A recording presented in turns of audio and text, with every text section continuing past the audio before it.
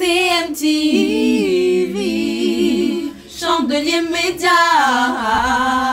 le média qui communique la vie.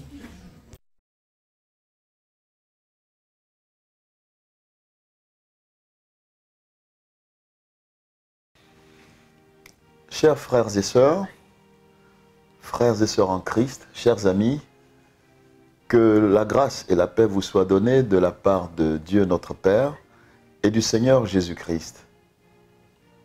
En vous écrivant cette lettre aujourd'hui, je voudrais vous parler d'un autre fruit de l'esprit qui est la fidélité. La fidélité qui est définie comme un attachement à ses devoirs et à ses affections, une forme de régularité à remplir ses engagements par rapport à des tiers ou par rapport à soi-même.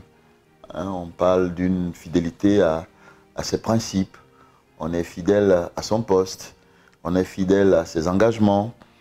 Alors il y a aussi la fidélité conjugale dont on parle, qui est une composante justement de l'union de deux personnes liées par le mariage, son contrat étant justement l'adultère ou infidélité conjugale.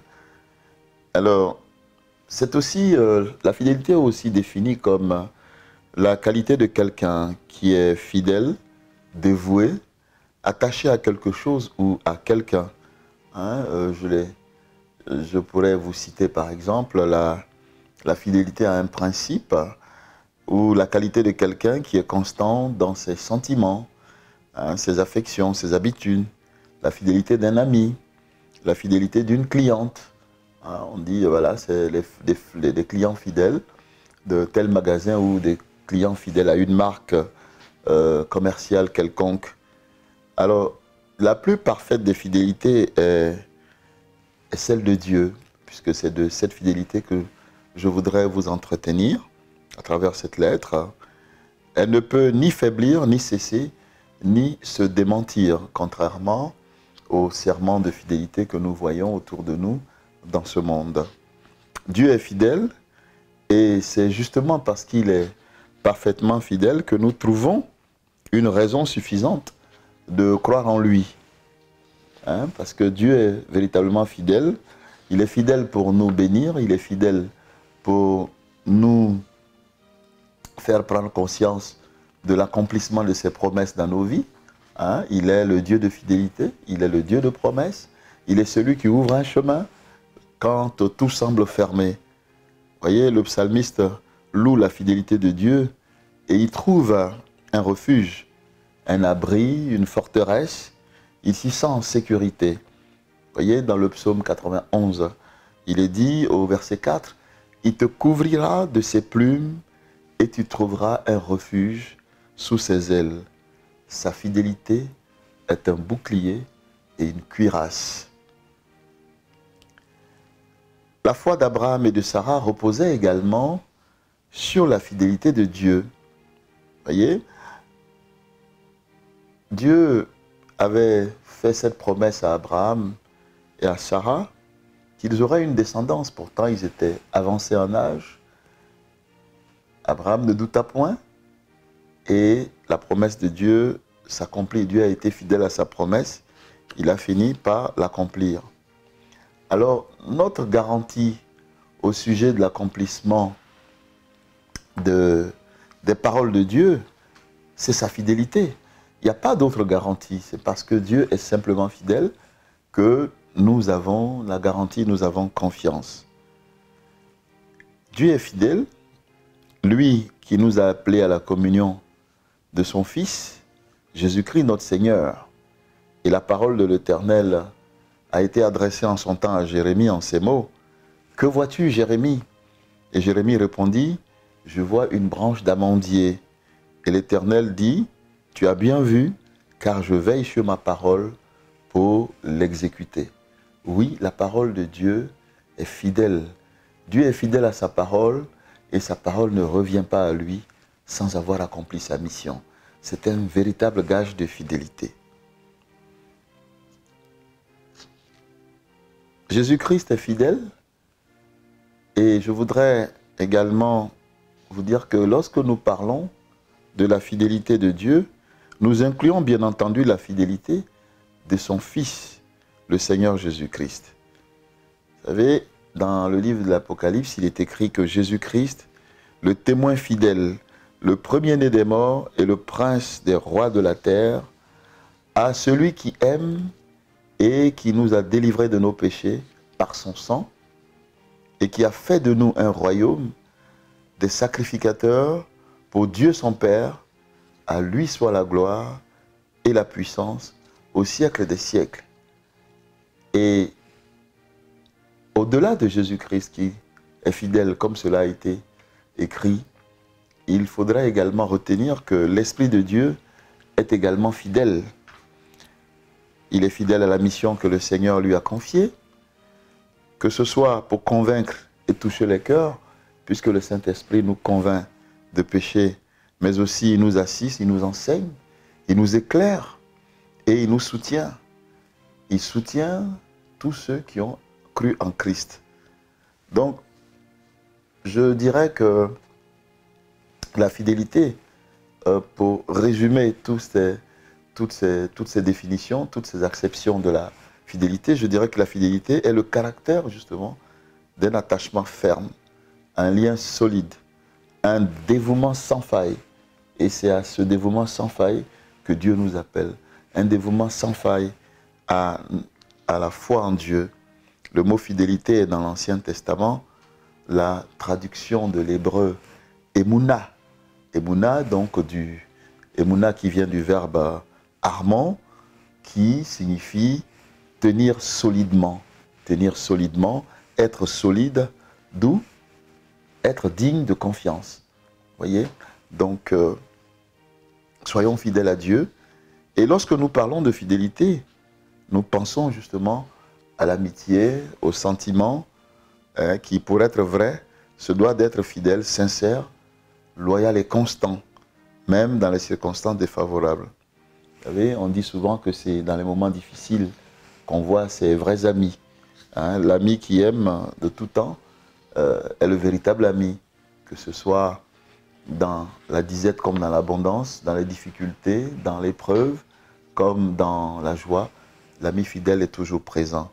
C'est pour cela que nous pouvons affirmer et chanter que Jésus est un ami fidèle, toujours prêt à nous accueillir, ou justement le fameux cantique, les paroles merveilleuses de ce merveilleux cantique aussi qui nous dit quel ami fidèle et tendre avons-nous en Jésus-Christ. Bien sûr, nous sommes confondus et émerveillés d'une telle fidélité qui ne se trouve pas à l'état de perfection parmi les humains. Vous voyez, quoi qu'il existe des amis qui sont fidèles, mais ils ont aussi leurs limites qui sont celles de l'être humain. Vous voyez, par exemple, David se plaignait de la disparition des hommes fidèles, et il avait pu s'écrier vers l'Éternel en disant « Éternel, sauve, sauve Éternel, car les hommes pieux s'en vont, les fidèles disparaissent parmi les fils de l'homme. » Vous voyez ça, il avait crié cela dans le psaume 12. Mais plus loin, dans le psautier, David se plaignait encore de Doeg et Ahitophel, ses amis fidèles, ses condisciples avec qui il a étudié la Torah. Or, Ahitophel et Doeg ont été parmi les premiers à prendre la tête d'une rébellion, d'un complot. Ils ont conspiré contre David et ils avaient voulu attenter à sa vie. Et David s'était sauvé dans la forêt, cette forêt où il nous a écrit le merveilleux psaume 23. L'Éternel est mon berger et je ne manquerai de rien. Donc, cela pour vous dire que la fidélité est une qualité, est une vertu, est un fruit de l'esprit que nous devons développer en nous. Nous sommes exhortés à être fidèles avec persévérance, même dans les situations extrêmes. Voyez, les Écritures rendent témoignage de la fidélité d'un grand nombre de croyants.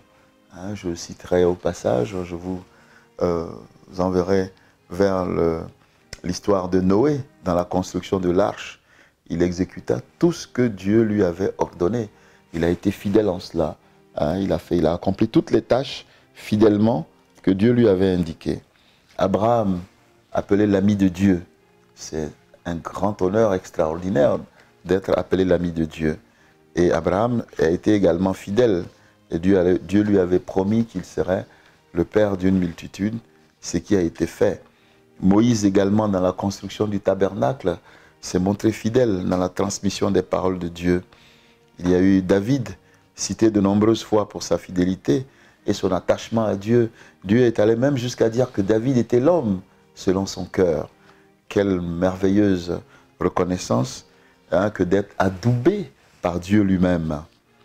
L'apôtre Paul nous a rapporté également la fidélité de certains personnages tels que Tychique, tels que Épaphras, tels que Onésime. Voyez, donc tous ces exemples, je vous les ai cités pour dire que la fidélité est une vertu, est une qualité importante que nous devons absolument essayer d'acquérir avec l'aide du Saint-Esprit. Donc le Seigneur donne également un exemple, Antipas, son fidèle témoin qui a été mis à mort à Pergame, la ville où Satan avait un culte et sa demeure. Cela nous est rapporté dans Apocalypse 2 au verset 13. Donc la fidélité est synonyme de la vraie foi. Elle est synonyme de la vraie foi. Et cette fidélité concerne toute la vie de disciples de Christ. Et elle englobe tous les domaines, des choses les plus petites aux plus grandes.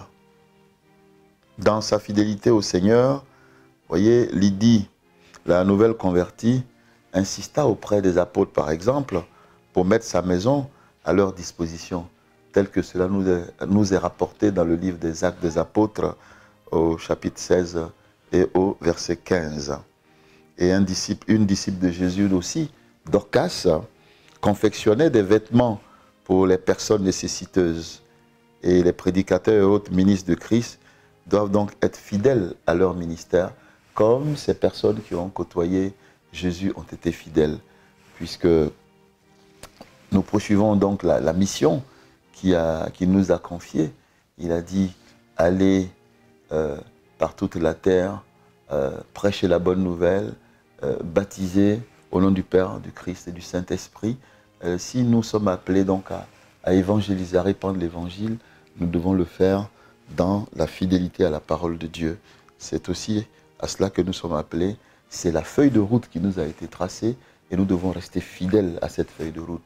Il ne faut pas sortir des clous parce que nous risquons justement un dérapage qui peut être incontrôlé. Et je voudrais également vous dire que la fidélité concerne également les choses de la vie quotidienne, la vie familiale, la vie sociale et la vie professionnelle. Et mari et femme doivent être fidèles l'un à l'autre. En tant que parents, ils sont exhortés à élever fidèlement leurs enfants dans le Seigneur.